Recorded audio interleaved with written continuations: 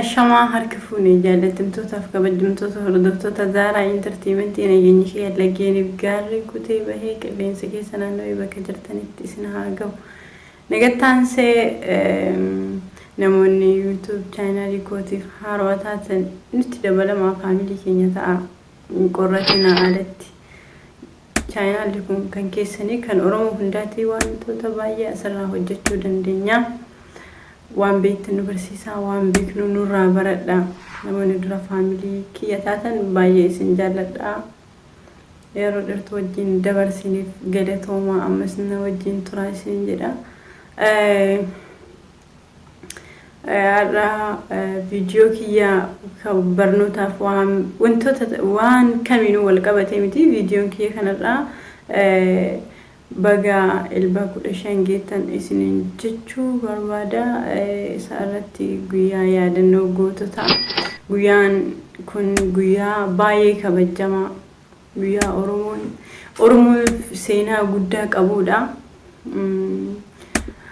namni baay'een bakka tokkotti argame guyyaa kana kabajuu hin danda'an haa ta'u malee namaaf hin mijatu yeroon kun yeroo namni hundumtuu mana isaa qabatee mana kophaatti taa'u jiru waan ta'eef namni bakkuma jirtanitti guyyaa kana kabajaa kana ilaalchisee namoonni tokko waa'ee kana amantiin illee wal qabsiisee amantiin hin hayyamu maali namni jajjadhus hin dhabamu garuu amantiin ati waan amantu san itti kan keetti amanii wanta guyyaa san yookiin ittiin ayyaana godhatte yookiin guyyaa sun guyyaa yeroo hunda kabajamu fi amantii kan keessa sanarra jijjiirachuu osoo hin taane guyyaa kana kabajuu fi amantii kan kee wanti si jala tuqaa jira natti hin fakkaatu Oromoon akka Oromootitti guyyaa ayyaana Oromoo hin kabajanii fakkeenyaaf amma ayyaana irreechaa gara amantii hundaatiin dhoowwanatti fakkaati haa ta'u malee namoonni tokko itti amanuuf osoo hin taane bakka sun bakka seena qabeetti waan ta'eef dhaqee bakka sanarratti argama kun immoo guyyaa addaati guyyaan kun Oromoof guyyaa addaati guyyaan goototaa kun immoo guyyaa waan hundumarraa adda ta'e jechuudha guyyaa Oromoon baay'een aarsaatti kafalte guyyaa lubbuu nama baay'eetti dhabne guyyaa gootota Oromoodhaa itti dhabne waan ta'eef Oromoof guyyaan kun guyyaa yaadannoo guddaati kanaafuu hundi keessanuu baga guyyaa kana isin gahee ilmaan Oromoo bakka jirtanitti guyyaa kana akka guyyaa gaarii innaa icciitiin guyyaan kun kabajamuuf kanuma fakkaataa namni waa baay'ee fi yaada adda addaa waa hedduu qabaachuu danda'a waan adda addaatti yaada walillee hiikkachuu danda'a garuu guyyaan kun guyyaa Oromoo hundaaf guyyaa addaati Oromoon ijoolleen Facebook irraa waan baay'ee laaqxee as fiddee achi fiddee waa kallattii hedduus qabachuu dandeessi mana tokko ijaarraa bakka tokkotti galla yaada adda addaas qabaachuudha garagaras deeggaruun keenya Oromummaa garagaraa qabaachuu miti Oromiyaa takkatti ijaaruuf deemna guyyaa kana namni hin kabajne hin jira jedhee hin yaadu guyyaa kana Oromoo hundinuu osoo amantaa wal hin qoodin osoo kutaa wal hin qoodin guyyaa kana goototaaf ni kabajanii akka amantaatittis akka fedhetti kallattii danda'ee namni karaa yaada isaa ittiin ibsatuun guyyaa kana kabajuu danda'a guyyaa kana gahuu keenyaaf an baay'ee gammachuu guddatu natti dhagahamee jira baay'ee gammadee jira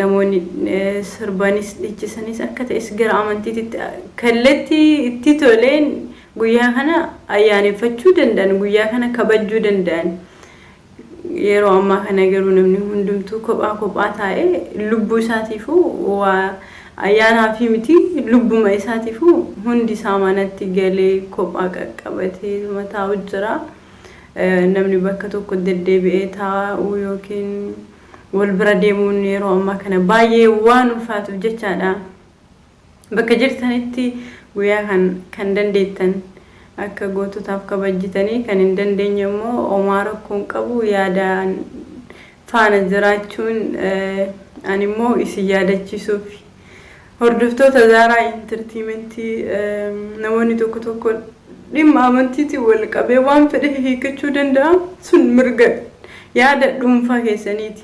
Abbaan feete akka feetetti yaadi, abbaan feete wanta karaa feetetti hiikadhu. Garuu inni kun immoo adda. Guyyaan kun guyyaa Oromoo ka ta'e hundaaf guyyaa maalii akka ta'e isiniif himuu ani hin danda'u, isinuu ni beektanii. Guyyaa alaabaan tun aarsaa baay'een argamte, aarsaan baay'een itti kafalame, dhiiga baay'eedhaan argamteedha. Guyyaan kun Oromoof guyyaa addaa akka ta'e Oromoon hunduu ni beekti. Gootota keenya lubbuu isaanii Rabbi haa jannatu. Waan goonu waan hin qabneef Rabbiin kadhannaa fi gootota darbaniif ka amma jiranis kan booda dhaloota nu boodaatiifis waan gaarii hawwinaa ka darbaniif jannataa ka dhufaniif immoo kallu jabaadhaa wal jabeessaa bakka jirtanitti walafoo dhaabbattanii wal mormuuf walafoo hin fiiginaa wanta jiru waliin hojjedhaa wal qarqaartee qunceen arbahiitii jedhu miti. Kophaa fiiguun immoo nama miti. Kanaaf ani dhaaba san deeggaraa ati dhaaba san deeggartaa kana jettanii yaada garagaraa qabaachuun walirraa hin baqatinaa. Bakka tokkotti deebi'aa waan jiru jaalalli immoo gaafas baay'ata.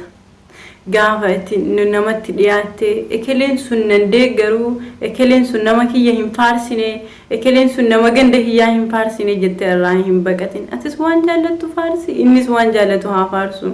Kun immoo eenyummaa keenya nurraa hin jijjiiru jechuudha. Sammuu kan kee amansiifte yoo jette wanti sitti ulfaataa hin jiru. Kanaaf yaada garagaraa qabaachuun wal waakachuu fi walirraa fagaachuu osoo hin taane atis wanta itti amante hin jabeessita anis waan itti amane hin jabeessa. Sammuu keessan dimokiraasii waan jedhu barsiisaa.